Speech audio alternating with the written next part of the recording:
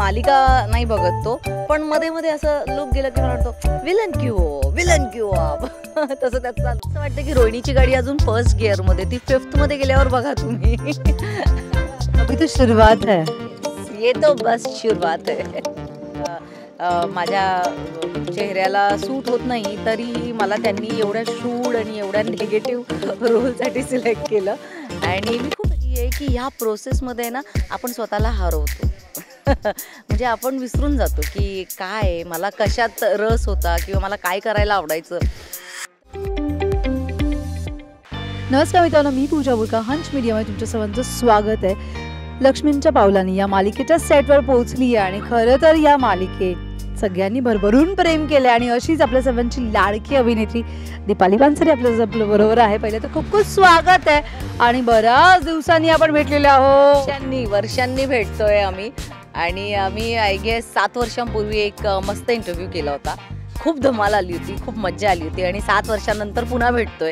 तिचा ब्रेक, माझा ब्रेक, तिचं मग कमबॅक आणि मग माझं कमबॅक. सो फायनली आम्ही भेटलो. बाय द वे, आणि तो इंटरव्ह्यू नव्हता, ती पिकनिक होती आमची. आणि खूप धमाल केली होती. आम्ही वॉटर पार्कला गेलो होतो आणि ट्रॅव्हल, मस्ती, फूड सगळं स्पॉन्सर्ड, मज्जा झाली. बरं, आता कशा आहात आणि आता ज्या गेटअपमध्ये आहात, ज्या लुकमध्ये आहात, प्रेक्षकही भरपूर पसंत करतात तुम्हाला? थँक्यू सो मच आणि I am blessed. I think this is the best look मला जे आत्तापर्यंत मिळालं आहे त्यापैकी. सो आणि थँक्यू सो मच, तुम्ही सगळे एवढं प्रेमाचा वर्षाव करताय त्यासाठी थँक्यू. आता मम्मा कशी आहे असं म्हणू की दीपाली कशी आहे? नाही, दीपालीच बरी आहे. दीपाली तर तशीही छान आहे, तिचं आम्हाला मालिकेतही दिसते छान आणि इथेही छान दिसते. पण मम्मा म्हणून दीपाली कशी आहे? मम्मा म्हणून कशी आहे म्हणजे रिअल लाईफमध्ये विचारशील तर खूपच डेडिकेटेड मदर. खूप मला त्याच्यासोबत त्याच्या गोष्टी म्हणजे आजही शूटिंग 2ला रात्री संपू दे, 4ला संपू दे किंवा पहाटे 6ला संपू दे, त्याचं जाऊन टाईम टेबल काढणं, याचा टिफिनचा सगळा काय मेन्यू आहे ते डिसाईड करणं, त्याच्यासोबत टाईम स्पेंड करणं, अनलिमिटेड व्हिडिओ कॉल्स आणि मग त्याचा प्रत्येक गोष्टीचा आढावा की आता काय खाल्लं आहे, आता झोपला की नाही झोपला, कसं चाललं आहे, कोणासोबत खेळतो आहे, ते मला सगळं माहीत असतं. सो आय थिंक मी आता शर्लॉक होम्स आहे सध्या. त्याच्या बरोबर म्हणजे आता किती वर्ष झालं? आता 6 वर्षांचा झाला आहे रुवान. आता व्यवस्थित त्याला सगळ्या गोष्टी कळतात, माहिती आहे सगळ्या गोष्टी व्यवस्थित. आणि किती मालिका वगैरे बघतो तो? नाही, त्याला आता बिकॉज वयच तसं आहे, कार्टून आणि एरोप्लेन्स आणि सायन्स हे सगळं त्याला खूप आवडतं. मालिका नाही बघत तो, पण मध्ये मध्ये असं लुक गेलं की मला वाटतो विलन क्यू आप तसं त्याचं चालू असतं. त्याच्यावर कधी डायलॉग वगैरे रिपीट वगैरे केलंय तुमचं वगैरे असं कधी? नाही एवढं नाही. आणि त्याला मराठी थोडं कमीच कळतं, म्हणजे समजतं पण बोलता येत नाही. सो हळूहळू येईल, आहे त्याला प्रोसेसमध्ये.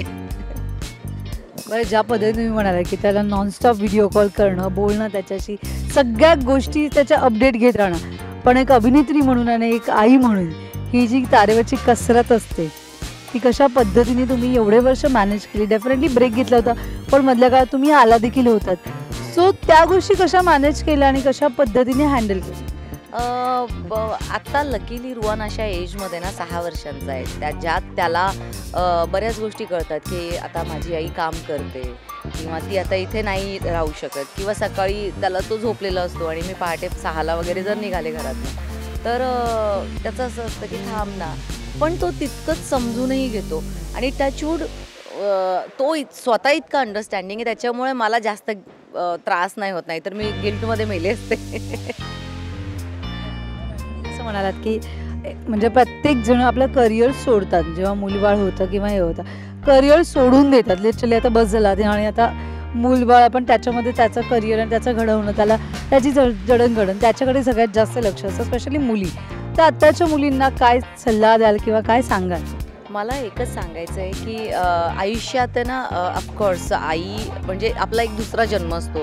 फक्त कशा म्हणजे आपल्याला जीवन मिळतं म्हणून नाही, लग्न आधीची एक मुलगी म्हणजे मुलाच्या आधीची एक जी मुलगी असते तिचं जे सगळं असतं टेम्परामेंट आणि तिचं नेचर ते कम्प्लिटली चेंज होतं आणि then you become very protective caring and तुम्हाला म्हणजे ती रिस्पॉन्सिबिलिटी एका जीवाची रिस्पॉन्सिबिलिटी तुमच्यावर असते. सो आपण कम्प्लिटली चेंज होतो आणि सगळ्यात मजेची गोष्ट ही आहे की ह्या प्रोसेसमध्ये ना आपण स्वतःला हरवतो. म्हणजे आपण विसरून जातो की काय मला कशात रस होता किंवा मला काय करायला आवडायचं. तर स्वतःचं self love, self pampering, self healing आणि मेंटल पीसही तितकाच इम्पॉर्टंट आहे. सो मला असं वाटतं की ह्या सगळ्या प्रोसेसमध्ये तुम्ही स्वतःसुद्धा इव्हॉल्व्ह होताना स्वतःला तितकंच इम्पॉर्टन्स द्यायला हवं जितकं तुम्ही तुमच्या मुलाला देताय. कारण की ultimately happy mother happy child. आणि तुमचा आनंद चांगला असेल तर घरातही वातावरण शांत असतं. त्याच्यामुळे सगळं काही आपल्याला बॅलन्स करायला हवं. म्हणजे आयुष्यात फक्त तुम्ही एवढंच विचार केला की मी आता आई म्हणूनच, ऑफकोर्स बऱ्याच जणी करतात. माझी आई जी आहे ती सुद्धा एक हाऊसवाईफ आहे आणि तिने उत्तम रीतीने आमच्या सगळ्यांचं संगोपन केलं आहे. पण जर तुम्ही काम करत असाल आणि तुम्ही ते सोडून तुम्हाला असं वाटेल की तुम्ही घरी बसून आनंदात राहाल तर ती तुमची जर्नी आहे. तुम्हाला ते डिसाईड करायचं, तुम्हाला ते करायचं की नाही करायचं आहे. पण जर तुम्हाला आनंद मिळत नसेल तर definitely you should get back to work and balance it.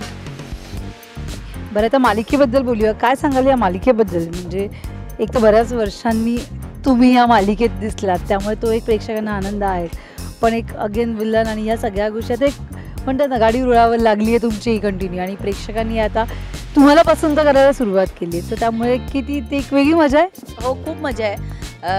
मी परत हेच सांगते की मी स्टार प्रवाहाची आणि फ्रेम्सची खूप आभारी आहे की माझ्या चेहऱ्याला सूट होत नाही तरीही मला त्यांनी एवढ्या शूड आणि एवढ्या निगेटिव्ह रोलसाठी सिलेक्ट केलं आणि मी खूप एन्जॉय करते. सगळ्यात मजेची गोष्ट ही आहे की ह्या कॅरेक्टरला इतके लेयर्स आहेत, इतके व्हेरिएशन्स देता येतात की मध्येच ती चिडते, मध्येच ती सगळं पॉझिटिव्ह दाखवते आणि तरी तिच्या मनात काहीतरी वेगळंच चालू आहे. सो हे जाम मजेशीर आहे. मी खूप एन्जॉय करते रोहिणी प्ले करताना.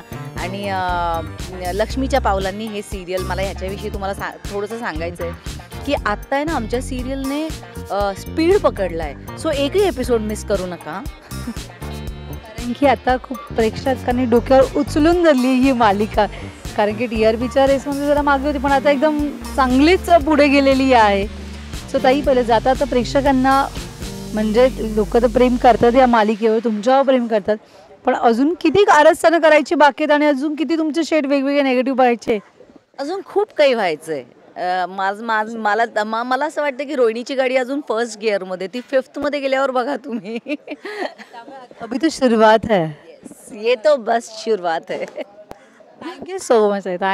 थँक्यू सो मच पूजा. आणि मला पूजाला भेटून खूप खूप बरं वाटलंय. मध्ये मी नव्हते आणि मला अचानक आज सेटवर बघितलं झालं, अरे पूजा कशी आहेस. So thank you so much. आणि तुझ्यासोबत प्रत्येक वेळी मजाच येते. Love you.